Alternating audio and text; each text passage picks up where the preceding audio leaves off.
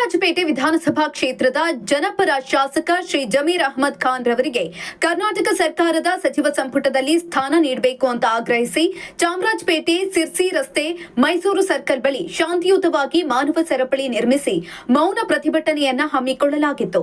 ಇದೇ ಸಂದರ್ಭದಲ್ಲಿ ಚಾಮರಾಜಪೇಟೆ ಬ್ಲಾಕ್ ಕಾಂಗ್ರೆಸ್ ಸಮಿತಿ ಅಧ್ಯಕ್ಷರು ಎಂ ವಿನಾಯಕ್ ರವರು, ಜಗಜೀವನ್ ರಾವ್ ನಗರ ಬ್ಲಾಕ್ ಕಾಂಗ್ರೆಸ್ ಸಮಿತಿ ಅಧ್ಯಕ್ಷರು ಎಂ ಗೌಸಿ ರವರು, ಡಿಎಸ್ಎಸ್ ಬೆಂಗಳೂರು ನಗರ ಜಿಲ್ಲಾ ಪ್ರಧಾನ ಕಾರ್ಯದರ್ಶಿ ಎಂ ವೆಂಕಟೇಶ್ ರವರು ಹಾಗೂ ಎಲ್ಲಾ ಮಾಜಿ ಮಹಾನಗರ ಪಾಲಿಕೆ ಸದಸ್ಯರು, ಸರ್ಕಾರದ ನಿಗಮ ಮಂಡಳಿಯ ಅಧ್ಯಕ್ಷರುಗಳು ಮತ್ತು ನಿರ್ದೇಶಕರು, ಹಿರಿಯ ಕಾಂಗ್ರೆಸ್ ಮುಖಂಡರು, ಕೆಪಿಸಿಸಿ ಮತ್ತು ಡಿಸಿಸಿ ಸದಸ್ಯರು, ಮುಂಚೂಣಿ ಘಟಕದ ಅಧ್ಯಕ್ಷರು, ಯುವ ಕಾಂಗ್ರೆಸ್ ಸದಸ್ಯರು, ಮಹಿಳಾ ಕಾಂಗ್ರೆಸ್ ಘಟಕದ ಸದಸ್ಯರು, ವಿದ್ಯಾರ್ಥಿ ಘಟಕದ ಸದಸ್ಯರು, ಪಕ್ಷದ ಎಲ್ಲಾ ಕಾರ್ಯಕರ್ತರು ಭಾಗವಹಿಸಿದ್ರು. ಇದೇ ಸಂದರ್ಭದಲ್ಲಿ ಪೊಲೀಸ್ ಅಧಿಕಾರಿಗಳು ಪ್ರತಿಭಟನಾಕಾರರನ್ನ ವಶಕ್ಕೆ ತೆಗೆದುಕೊಂಡರು.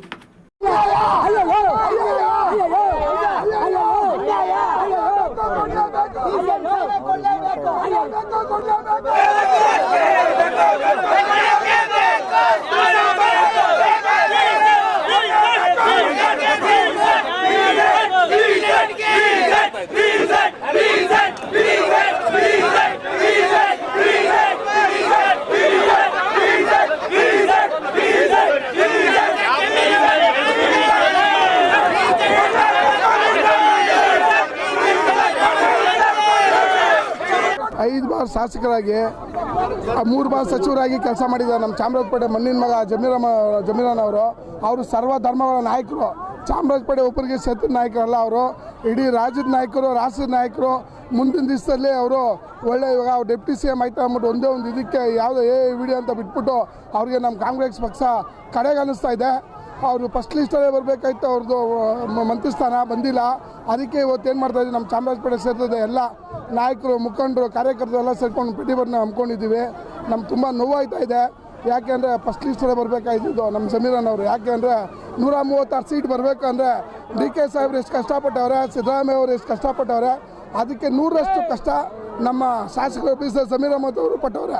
ಯಾಕಂದರೆ ಅಷ್ಟು ಕಷ್ಟಪಟ್ಟು ಇಡೀ ರಾಜ್ಯದಲ್ಲಿ ಅವರು ನಮ್ಮ ಚಾಮರಾಜಪೇಟೆ ಕ್ಷೇತ್ರಕ್ಕೆ ಬರೋದು ಕ್ಯಾನ್ವಸ್ಗೆ 3 ಅವರು ಇನ್ನೂ ಎಲ್ಲ ಕ್ಷೇತ್ರದಲ್ಲಿ ಎಲ್ಲ ಕ್ಯಾನ್ವಸ್ಸು ಇಡೀ 224 ಕ್ಷೇತ್ರಕ್ಕೂ ಹೋಗಿ ಅಲ್ಲಿ ಕ್ಯಾನ್ವಸ್ ಮಾಡ್ಕೊಂಡು ಬಂದಿದ್ದಾರೆ. ಆಮೇಲೆ ಮೊನ್ನೆ ಕೇರಳಕ್ಕೆ ಹೋಗಿದ್ದಾರೆ. ಆಮೇಲೆ 1 ಲಕ್ಷ ಮನೆ ಬಡವರಿಗೆ 3 ಬಾರ್ ಸಚಿವರಾದಮೇಲೆ ಹೌಸಿಂಗ್ ಸಚಿವರು ಆದಮೇಲೆ 1 ಲಕ್ಷ ಹುಬ್ಳಿಯಲ್ಲಿ ಮನೆ ಕೊಡಿಸ್ತಾರೆ.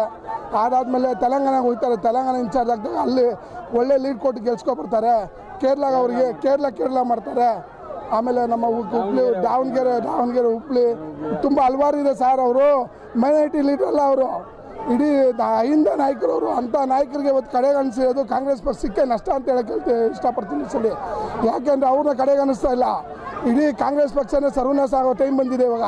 ಅವ್ರಿಗೇನೋ ನೀವು ಕಡೆಗಣಿಸಿದ್ರೆ ಇವಾಗ 136 ಸೀಟ್ ಬಂದಿದ್ದು ಈ ಸಲ, ನೆಕ್ಸ್ಟ್ 50 ಸೀಟು ಬರೋಲ್ಲ. ಅವ್ರಿಗೆ ಒಳ್ಳೆ ಸ್ಥಾನಮಾನ ಕೊಟ್ಟರೆ ಮಾತ್ರ ಮುಂದಿನ ದಿವಸದಲ್ಲಿ ಕಾಂಗ್ರೆಸ್ ಸರ್ಕಾರ ಬರೋಕ್ಕೆ ಅವಶ್ಯಕತೆ ಇದೆ ಅಂತ ಹೇಳಕ್ಕೆ ನಾನು ಇಷ್ಟಪಡ್ತಾ ಇದ್ದೀನಿ ಸರ್.